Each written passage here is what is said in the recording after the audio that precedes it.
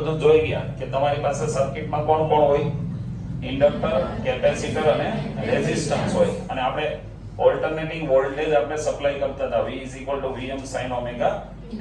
તો આમાં કરંટ આપણને પર્ટિક્યુલર મળતી હતી. એના વિશે આપણે ઓલ્ડ સિલેબસ મુજબ એક એક્સ્ટ્રા થિયરી જોઈ ગયા હતા જે તમારે આ સિલેબસમાં કરવાની નથી. ઓકે, પણ અત્યારે આપણે આ સિલેબસ મુજબ જે તમને થિયરી આપી છે ત્યાંથી સ્ટાર્ટ કરશું. તો તમારા સિલેબસમાં સૌથી પહેલા આ ત્રણ જે છે, ત્રણ નહીં, આમાંથી કોને લેવાનો? પહેલા સિંગલ ને. એટલે પહેલા કોને લેશું આપણે? રેઝિસ્ટન્સ ને. કે ભાઈ સર્કિટમાં ઓન્લી રેઝિસ્ટન્સ હોય તો શું થાય બોલો? કરંટ કેટલી મળે. પછી ઇન્ડક્ટર હોય તો શું થાય? પછી કેપેસિટર. ઓકે, આ ફેન બંધ કરી દો. ક્લિયર? બંને આ. તો હવે આપણે આની અંદર એટલી તો આપણને ખબર હતી કે આ જે ઇન્ડક્ટર છે એના બે છેડા વચ્ચે વોલ્ટેજ કેટલા હોય એવું તમને કોઈ પૂછે તો કેટલા કહેતા હતા આપણે? આના બે એન્ડ વચ્ચે વોલ્ટેજ VL કહેતા હતા ને. આના બે એન્ડ વચ્ચે VC, આના બે એન્ડ વચ્ચે VR, અને આ ત્રણે ત્રણનું ટોટલ કરો તો આ એપ્લાય વોલ્ટેજ છે ને એના બરાબર હોય. ખબર છે ને? Is it clear? તો હવે આપણે આનો બી યુઝ કરવાના છે કે અગર તમને કોઈ એમ કે સર્કિટમાં ખાલી રેઝિસ્ટન્સ જ છે, આ બે અવેલેબલ નથી, બે ફરવા જતા રહી, રેડી?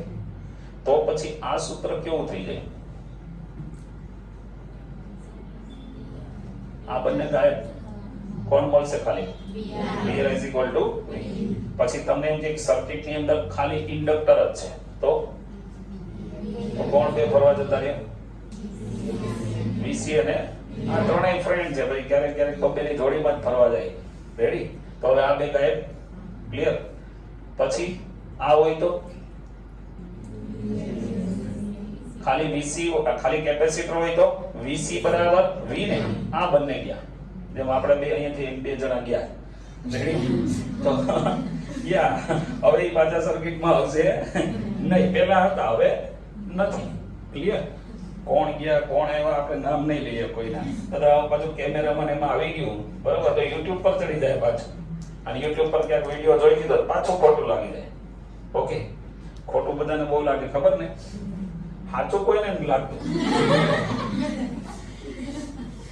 મારો ઓલો ટેણીયો છે નાનો છોકરો, એને ક્યારેક આપણે મસ્તી કરી અને પૂછે ને તને ખોટું લાગ્યું તો એ એમ ન કે મને ખોટું, એમ કે મને સાચું લાગ્યું. શું લાગ્યું? ખોટું કામ લગાડવાનું? જે લગાડો એ સાચું લગાડો, રેડી? ચલો, તો પહેલી સર્કિટ તમારી કઈ આવશે? ઓન્લી રેઝિસ્ટન્સ વાળી. ઓકે, જો તમારી બુક ની અંદર, આને હવે હું હટાઈ દઉં છું અહીંથી.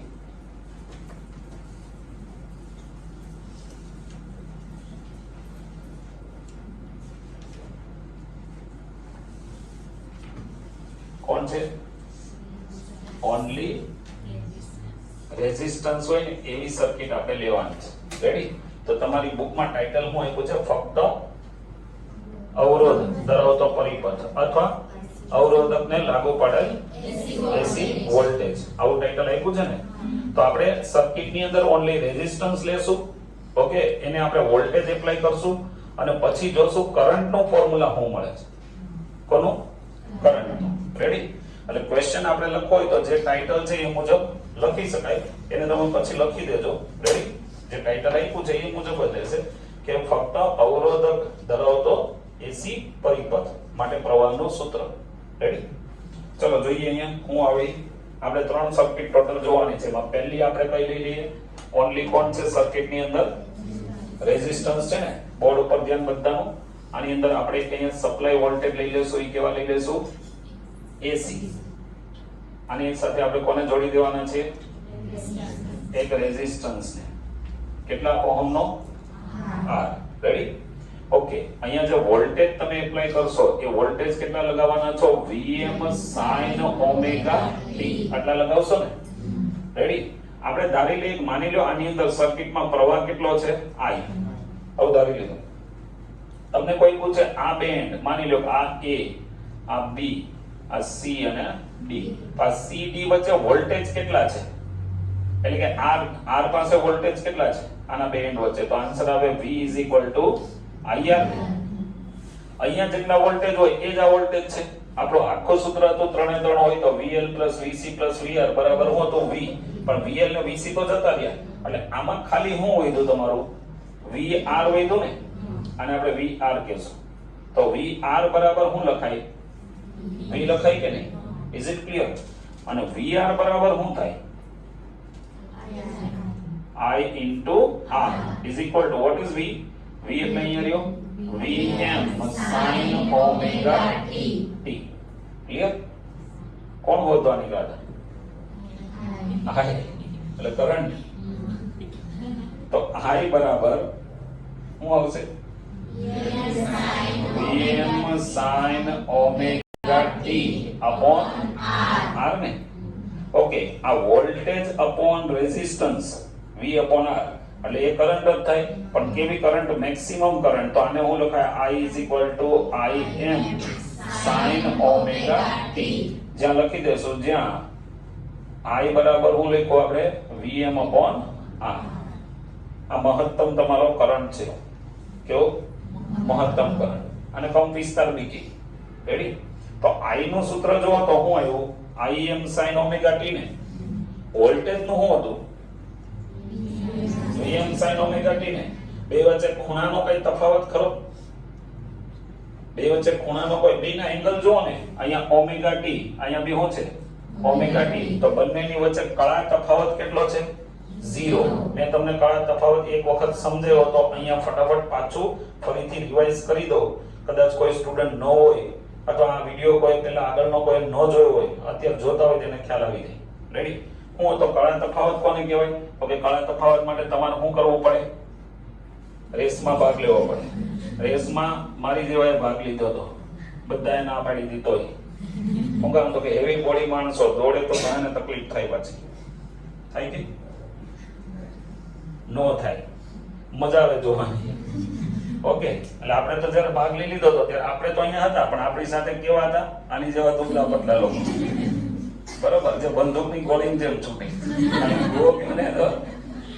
રેડી? હાઈ વેલોસિટી વાળા. એટલે 1 2 3 4 ને કેટલા ઉભા રહી ગયેલા? 5. એમાં 4 કેવા હતા? હાઈ વેલોસિટી વાળા. બરોબર? પ્રકાશના વેગ જેટલી સ્પીડ પકડી લઈ ગયો ત્યારે ઉતરાયની પાછળ દોડ્યા હોય ને તો કૂતરા બિચારા આ ફેરે, પણ આમ બી નો આપે. અને આ એ જ લોકો હોય જે રોડ પરના જે કૂતરા છે ને એને હેરાન કરતા હોય. હું કામ તો કે એને ખુદને કોન્ફિડન્સ છે, હું તો ભાગી જાય. પકડાય કોને? બીજા. અને કૂતરાને થોડી ખબર છે કોણે હળી કરી હતી. એને તો જે પકડાય એને કાઢવાનો જ છે ને. ક્લિયર? તો આ 4 એવા હતા. આપણે કેવા હતા? મસ્ત શાંતિથી જવાનું. ધીમી ગતિ, સલામતી. આવું છે ને સૂત્ર, ધીમી ગતિ, સલામતી. ધીમી ગાડી ધીમી ચલાવવાની. આપણી ગાડી ધીમી જ હતી. એટલે જેવું સરે કીધું ને ગો, આપણે જયારે આમાંથી ઉપર જોયું તો આ 4 અહીંયા હતા. રેડી? અને આપણે ક્યાં છીએ હજી? અહીંયા. તો હવે કોઈ પૂછે તમને, આ 4 તો જતા રહ્યા. રેડી? હવે કોઈ પૂછે કે ભાઈ આ વ્યક્તિના 4, આ જે 4 છે એની વચ્ચે તફાવત કેટલો? તો જો આ લોકો મારા કરતા કેટલા આગળ થઈ ગયા? 90 ડિગ્રી આગળ થઈ ગયા ને. ઓકે, તો આને કહેવાય તફાવત. પણ કયો તફાવત? ખૂણાનો તફાવત. ખૂણાને આપણે શું કહીએ છીએ? કળા. એટલે શું કહેવાય? કળા તફાવત છે. કેટલો કળા તફાવત છે? 90 ડિગ્રી. એ લોકો મારા કરતા કેટલા આગળ કહેવાય? 90 ડિગ્રી આગળ કહેવાય. હું એના કરતા કેટલો પાછળ કહેવાય? 90 ડિગ્રી પાછળ. તો તમે અહીં હવે અગર હવે અહીંથી બધા એક સરખી વેલોસિટી થી દોડે, સ્પીડ થી, તો તફાવત 90 નો 90 જ રહે. પણ આપણને ખબર છે કે આપણે છેલ્લે જીતી ગયેલા. હવે કેવી રીતે જીતી ગયેલા એ તમારે જાણવું હોય તો તમારે વિડિયો જોતા રહેવાનું. રેડી? એટલે કોઈ એક વિડિયોમાં આપણે કહેશું કે ભાઈ આપણે આ રેસ કેવી રીતે જીતા થાય. આપણે તો અહીંયા પાછળ હતા ને. ક્લિયર? કળા તફાવત સમજાઈ ગયો બધાને કે નહીં સમજાણો? પાક્કું? ઓકે. તો અહીંયા અગર બધા સાથે દોડતા હોય તો કળા તફાવત 0 કહેવાય. કેવો કહેવાય? તો આમાં બંનેને વચ્ચેનો ખૂણો જો હોય સરખો જ છે. જેટલો અહીંયા છે એટલો જ અહીંયા. તો બંને કેવા છે? સાથે. તફાવત કેટલો? 0. Is it clear? તો અગર તફાવત 0 છે તો અગર હું આનો ગ્રાફ પ્લોટ કરું તો કેવો આવશે? અગર આનો ગ્રાફ આપણે પ્લોટ કરવા જઈએ તો આ થીટા. રેડી? પછી અહીંયા વોલ્ટેજ અને કરંટ બંને આપણે આની ઉપર બતાવવાના છે. કોઈ એક સમયે વોલ્ટેજ 0 હતા તો કરંટ બી કેટલી હશે 0. ઓકે, પછી કોઈ એક સમયે વોલ્ટેજ મેક્સિમમ થયા તો કરંટ બી કેવી થઈ હશે મેક્સિમમ. Is it clear? કેટલા ડિગ્રી અહીંયા 90 ડિગ્રી. ક્લિયર? પછી જેવી વોલ્ટેજ 0 થઈ ગઈ તો કરંટ બી કેવો થઈ ગયો 0 થઈ ગયો. વોલ્ટેજ અગર નેગેટિવ માં મેક્સિમમ થશે તો કરંટ બી શું થશે નેગેટિવ માં મેક્સિમમ થશે ને. અને પછી અગર વોલ્ટેજ 0 થઈ જાય તો કરંટ બી કેવી થઈ જાય 0. साथ साथ चलेंगे भाई, આગળ પાછળ નહીં. ક્લિયર? તો આ કોણ છે તમારો વોલ્ટેજ, આ કોણ છે કરંટ. Is it clear? બંને કેવા હશે એક સાથે મેક્સિમમ થશે, એક સાથે 0 થશે, એક સાથે નેગેટિવ મેક્સિમમ, એક સાથે 0. ક્લિયર? No doubt. આ જે છે અહીંયા સુધીની વેલ્યુ એ વોલ્ટેજની મેક્સિમમ વેલ્યુ છે, અહીંયા છે એ કરંટની મેક્સિમમ વેલ્યુ છે. ક્લિયર? એમાં ભલે થોડો તફાવત હોય પણ બંને એક સાથે જ મેક્સિમમ થશે અને એક સાથે કેવા થશે 0. Is it clear? કોઈ આગળ નહીં, કોઈ પાછળ નહીં. એમસીક્યુ પૂછાય તો આવડે કે નહીં આવડે? પાક્કો? ડન? ઓકે. તો આ કઈ સર્કિટ થઈ ગઈ તમારી? ઓન્લી રેઝિસ્ટન્સ હોય એવી. હવે કઈ જોઈએ આપણે? Only inductor. ક્લિયર? તો અહીંયા લઈ લઈ.